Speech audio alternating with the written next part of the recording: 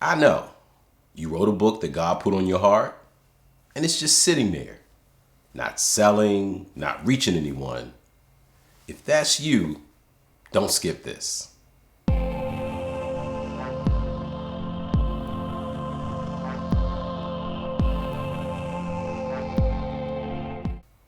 You did everything right.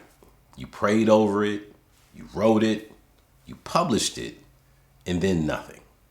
A few copies to family, maybe a few sold to friends, and a whole lot of silence. Here's the truth nobody told you. Writing the book is only 20% of the work. Marketing is the other 80%. My name is Mark Cornegay, and for over 28 years, I've co-owned and operated John 3:16 Christian Bookstore. I've watched and helped hundreds of Christian authors launch their books, and I know exactly why most books stay unknown and exactly what the ones that sell do differently. That's why I built the Christian Author Book Launch and Marketing System, a step-by-step course for authors who are serious about getting their message into the world. You'll learn how to position your book so that the right reader finds it, how to build an author brand people trust, and how to sell through churches, bookstores, and speaking platforms, as well as online, and how to do all of it in a way that keeps God at the center of every step. There are 3 ways to get in. The VIP edition at $497 gives you everything: the full course, personalized strategy, and direct access to me. The complete edition at $97 gives you the full system at an incredible value. Or start with the core edition for just $37. That's the essential framework every Christian author needs, and it's enough to completely change the trajectory of your book. Your book didn't end up on paper by accident. God put that message in you for a reason. Don't let it collect dust. Go to markcornegay.com or click the link below, and let's get your book moving. Today, we're going deep on one specific mistake I see over and over again, and it's costing authors thousands of dollars and years of frustration. And the reason this one is so hard to talk about is because it's wrapped in something holy. It's wrapped in testimony, in vulnerability, and in obedience to God. So let me be very clear before we go further. I'm not saying your testimony is unimportant. I'm saying the way that most Christian authors are using it in their marketing is backwards. And today, we're going to fix that. Section 1, the testimony trap. The testimony trap is this. You wrote a book because God brought you through something: a divorce, an addiction, a financial collapse, a health crisis, a crisis of faith. And because that experience was real and because God moved, you feel rightly so that the story needs to be told. And the book still doesn't sell. Why? Because you've committed what I call the testimony trap. You made the book about you when the reader needs it to be about them. Here's a fundamental truth about human behavior and buying decisions.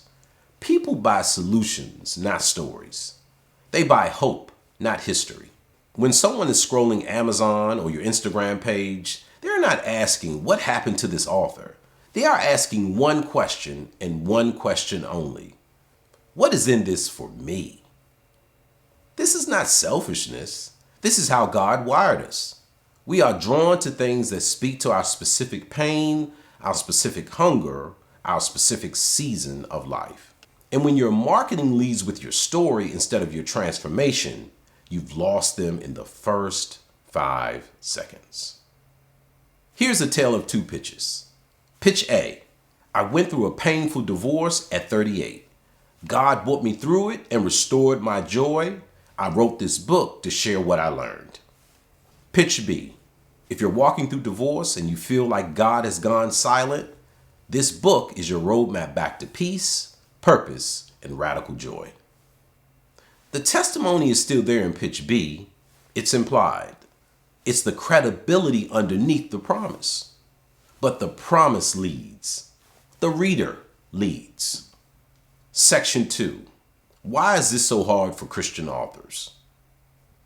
We've been taught that vulnerability is a strategy. In the church world, we celebrate testimony. We pass the microphone. We value authenticity. We are told that when we share our weakness, God is glorified. And that is absolutely true in the context of community, of worship, of ministry. But marketing is not church service. Marketing is a conversation with a stranger who has no context for your story, no loyalty to your brand, and half a second of attention. When we confuse the culture of testimony sharing with the mechanics of marketing, we set ourselves up for frustration. We pour our hearts out and hear silence.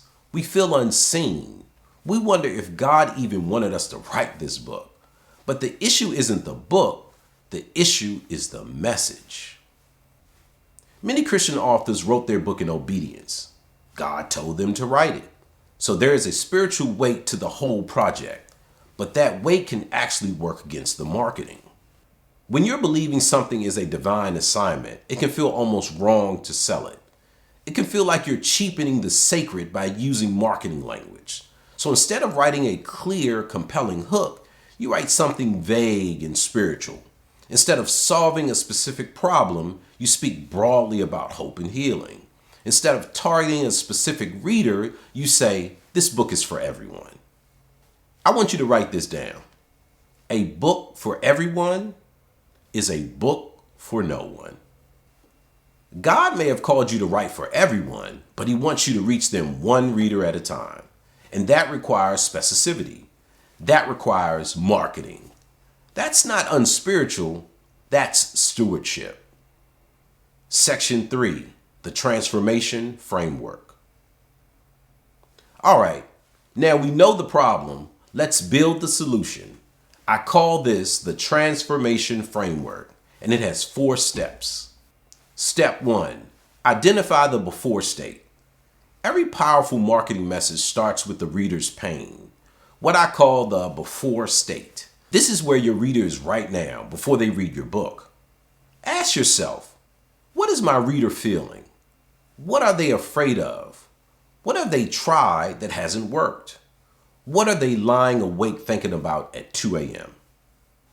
Be specific. They feel hopeless is too vague. They feel like God has forgotten them after their 3rd miscarriage is specific. Write this down. Specific resonates. Vague slides off. Here's an exercise for you. Write down the top 3 emotions your ideal reader is experiencing right now before they pick up your book. Step 2, define the after state. The after state is the transformation. What your reader's life looks, feels, and operates like after reading your book and applying what's inside. This is not they feel better. That is still too vague. This is specific, tangible, emotional. Examples are, they wake up without dread for the first time in 3 years. They have a daily prayer rhythm that actually sticks. They have the language to forgive someone who never apologized. They feel permission to pursue their dream without guilt. The gap between the before state and the after state, that is your marketing message. Step 3, position your testimony as proof, not pitch. Here's where your testimony finally enters the picture. But now it enters correctly. Your testimony is not the headline. Your testimony is the credibility. It answers the reader's silent objection. Why should I listen to you? I want you to write this down. The right structure is promise first, testimony second. Here's an example of the wrong order. I survived a financial collapse and God restored everything. I wrote this book to help others. Here's the right order. This book will show you how to rebuild financial stability on biblical principles, even when you're starting from zero. I know because I've done it. I've lost everything and rebuilt, and every principle in these pages come out of that fire. Feel the difference? The promise leads, the testimony supports. That is the order that sells. Step 4, write the 1-sentence marketing hook. Now we put it all together. Your 1-sentence hook should follow this template. This book is for a specific person who is struggling with specific problem and wants specific transformation. Here's an example. This book is for the exhausted Christian mom who has lost herself and her kids and wants to rediscover her identity in God without the guilt. This book is for the man who has been sitting in church for decades but secretly feels nothing and wants a faith that actually moves him. This book is for the young professional who loves God but feels paralyzed about their career calling and wants clarity and confidence to move forward. Now it's time to write yours. Say it out loud.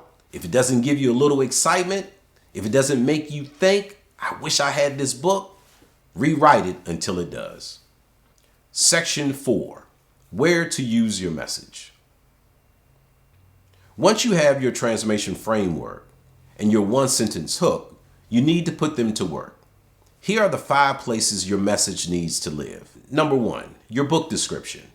Most Christian authors write their book description like a back cover blurb from 1995. It's vague, it's passive, and it leads with the author's story. Rewrite it using this structure. Open with the reader's pain, promise the transformation, introduce your testimony as proof, end with a call to action. Use this on Amazon and your website.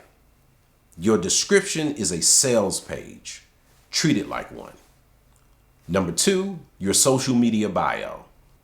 Your Instagram or Facebook bio should not say author, speaker, wife, and mom. That tells no one anything useful.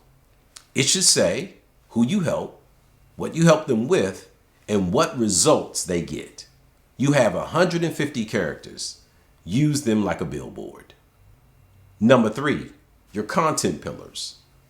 Every piece of content you create, every reel, every post, every email should map back to either the before state, the transformation journey, or the after state. Stop posting generic Bible verses. Start posting content that speaks directly to your reader's pain and points towards the transformation your book delivers. Number 4, your verbal pitch. When someone asks what your book is about, you need a 10-second answer that is about them, not about you. Practice this. My book is for a specific reader who is dealing with specific pain. It gives them specific outcome. Say it until it's effortless. Number 5, your email welcome sequence. If you have an email list, your welcome sequence is where your testimony earns its place. After your promised transformation in one email, email 2 is where you share your story as the proof that transformation is real. Promise, then proof, every time. Section 5, the spiritual framework. Before I give you the action steps, I want to speak to something deeper. Some of you are resistant to everything I've said today. Not because it doesn't make sense, but because it feels like I'm asking you to be something other than authentic. It feels like strategy is the opposite of anointing. I want to challenge that belief directly. In Luke 16:10, Jesus said, "Whoever can be trusted with very little can also be trusted with much." God has trusted you with a message. The question is whether you will steward it well enough to reach the people it was meant for. Lazy marketing is not humility. Vague messaging is not holiness. If God gave you a word for a specific person in a specific pain, and you refuse to get specific in your marketing, you are leaving that person without the help they need. Clear, compelling, targeted marketing is an act of love. It says, I care enough about you to speak directly to your situation. I care enough about this message to make sure it reaches you. This is not worldly. This is faithful. Your action steps this week. Here's what I want you to do before the next episode drops. Step 1, write down your reader's before state. 3 specific emotions or circumstances they are in right now. Step 2, write down the after state. What is specifically different about their life after your book? Step 3, write your one-sentence marketing hook using the template. This book is for person who is struggling with problem and wants transformation. Step 4, rewrite the first 3 sentences of your book description so you can use that on your website and Amazon. Step 5, Share your one-sentence hook in the comments or in our community group. I will personally give feedback on the first 10 that come in. That's a wrap for today's episode. Here's what we covered. We talked about the testimony trap, why leading with your story instead of your reader's transformation is the #1 marketing mistake Christian authors make. We talked about why this is uniquely hard in the Christian space, where vulnerability and testimony are celebrated, and why that culture, when misapplied to marketing, works against you. And we walked through the transformation framework, 4 steps to turn your testimony into a message that sells. Before state, after state, testimony is proof, and your one-sentence hook. If this episode helped you, do me a favor. Share it with one Christian author who needs to hear it. Not 5, just 1. You know exactly who it is. If today's episode helped you, the Christian Author Book Launch and Marketing System takes everything I just taught and goes 10 times deeper. 3 tiers starting at just $37. You can go to markcornegay.com to check them out. The link is also below in this video. Let's get your book selling. Be sure to subscribe to the channel. Until next time, I'm Mark Cornegay, and I'll see you soon.